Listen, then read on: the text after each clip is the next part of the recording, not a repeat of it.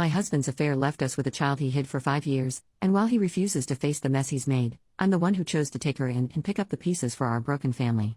My 34 female life is falling apart, and it's all thanks to my husband. We had a perfect life, both of us worked in the jobs we loved, we have a beautiful daughter, 10 female, and a healthy son, 5 male. When I was pregnant with our son, we both almost died due to complications. So before the birth and even afterwards, I didn't want to be intimate. Why would I? I almost died and my body was in pain for months afterwards, even with strong medication. I thought my husband understood because he never pushed me for lovemaking or even asked. I thought it was because he understood my pain, but apparently he was just getting it from somewhere else. A few months ago we were visited by Child Protective Services. I was terrified at first, frantically thinking of what we did wrong with our children to cause a visit. But no, as it turns out, some woman I've never met before died in a car accident leaving behind a daughter, and my husband's name was on the girl's birth certificate and he was named in the woman's will as the father. I thought it was a mistake at first, until my husband broke down and told me the truth. As it turns out, while I was suffering my pregnancy and the after effects of almost dying, my husband would go to a woman he knew at work and get it off with her. He said this as if he was doing me a favor. Well, as the CPS worker explained to us, my husband is her closest living relative that can care for her. The woman's family apparently wanted nothing to do with the poor little girl. When she asked us if we wanted to take her in, I said yes.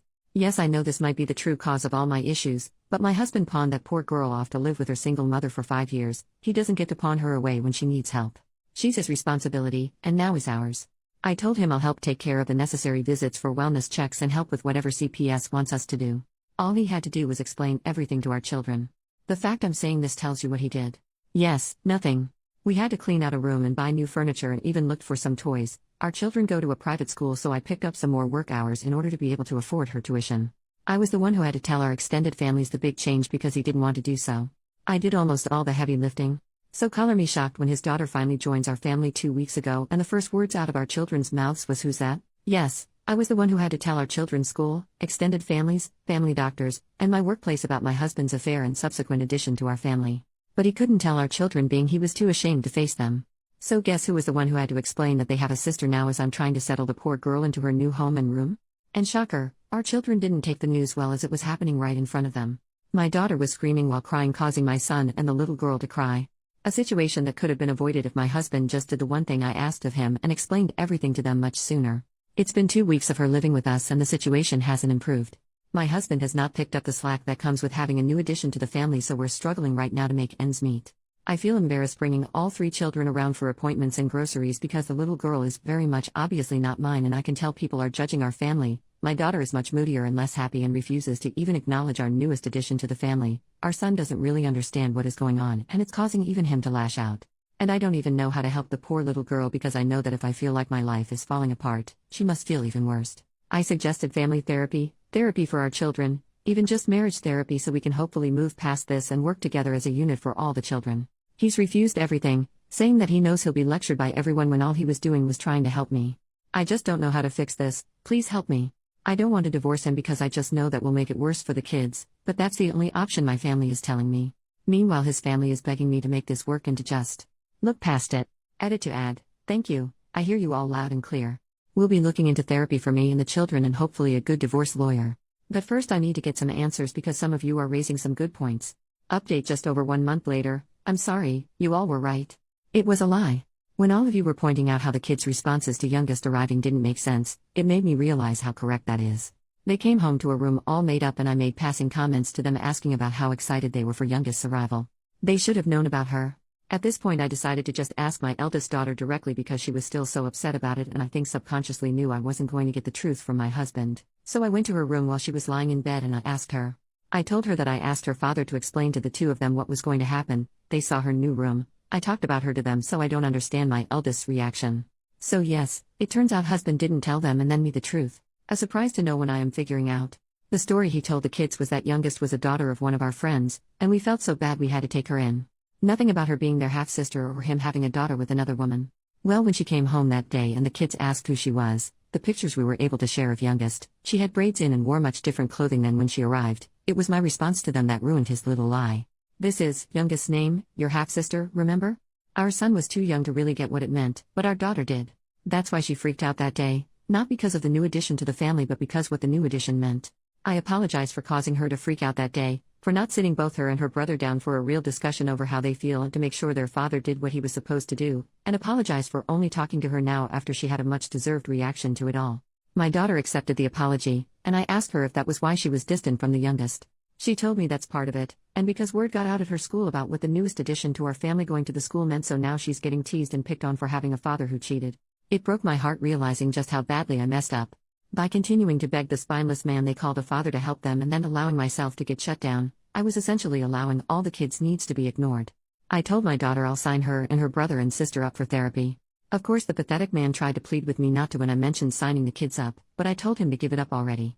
All 3 children's lives have changed, and it will help them adjust with a professional to speak to. He's been grumbling and whining about it, but I don't care anymore. And this might cause many to be upset with me, but I'm in the process with my husband to have him transfer custody of youngest to me. I've grown to care for her, and as some comments in my last post have pointed out, once I do divorce him and leave with our kids, I don't doubt he'll treat her awfully or neglect her. He's been right on board, and it took some convincing, but his parents finally agreed to be witnesses. I got all the paperwork set up and scheduled an appointment with an attorney to help with anything else. Once that happens, I'll try to get everything I need in order to have a smoother divorce and then subsequent move to be closer to my family. Thank you to everyone for giving me a good slap in the face and helped me realize that the children and I deserve better, and I was being so gullible into thinking a man who cheats on his dying pregnant wife is deserving of any respect. New update 6 months later. How do you tell your children you're going to divorce their father? I have 3 children, an 11-year-old daughter and 2 6-year-olds, a son and daughter. Just recently, after months of court hearings, home visits, background checks, and interviews with a judge and a social service worker, I've been granted custody of my 6-year-old daughter with her biological father, my husband, giving up parental rights to me. Right now I'm looking into how a divorce will go and what I need to get any affairs in order to make the process as smooth as possible for everyone involved. The reason for the divorce is because of how he behaved when his adultery came into light. As you can see from the ages, he cheated on me with a co-worker of his while I was dealing with a highly complicated pregnancy and birth. I was the one who had to get everything in order. Meanwhile, it seemed like he did everything he could to make the process of a new addition to our family as difficult as possible. He lied to our children, refused to take all 3 children to therapy, and when I did take them he whined and complained, refused to take on extra workload to help our budget stabilize after a new addition, refused to even acknowledge the children were struggling, and even refused to take all 3 children out and about because he didn't want people to judge, but it was perfectly fine for me to go through it. Basically, it felt like I was the only one trying to repair our family and have us move forward while he made damn sure we were stuck and hurting because he refused to acknowledge that he messed up. Divorce is the only option for me at this point. I just want to know, how can I explain this to my children? I've seen how refusing to actually explain to children can hurt them. Hell, I was the one picking up the pieces from last time thanks to him. I just don't want there to be any more lashing out or fighting. I'm terrified for my eldest in particular. She was the one most hurt by all these changes, and I know she'll understand why. The last thing I want is for her to blame her siblings or herself. I've yet to tell anyone else my plans for divorce because I don't want it getting back to him or the kids before I'm ready. And if there is no way to make the impact easier, how can it make sure it's less damaging for them? OP has only replied to one comment. The commenter questioned parts of OP's story, more specifically why she stayed and helped take care of his affair child, and confused on the custody of affair child and the biological children. Okay, let me try to help. I'm sorry for the confusion. I discovered her existence about a year ago because her biological mother died in a car accident. It's a little confusing here and he still won't give me the why of this, but he was on her birth certificate as the father, so social services did the usual of home visits and background checks to place her with us because I refused to allow him to turn his back on her and have her struggle in the foster care system. I'm a nurse in the pediatric trauma center. I have been there as emotional support for children when they've been told about a parent's passing in accidents or we had to make the tough call to CPS for abuse cases.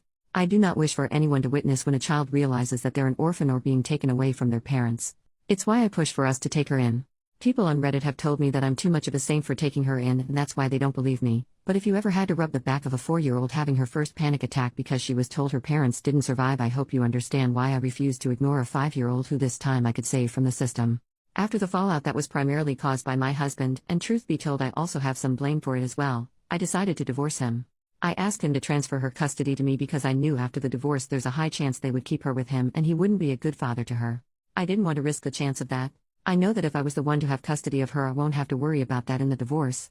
And it's only the 6-year-old daughter he transferred custody over to. He still is a recognized father to our biological children. And thank you for the suggestion of age-appropriate dialogue for our children. I do have some training on that because of my work, so I could try to rework it to make sense for divorce. And probably bump up therapy for the children.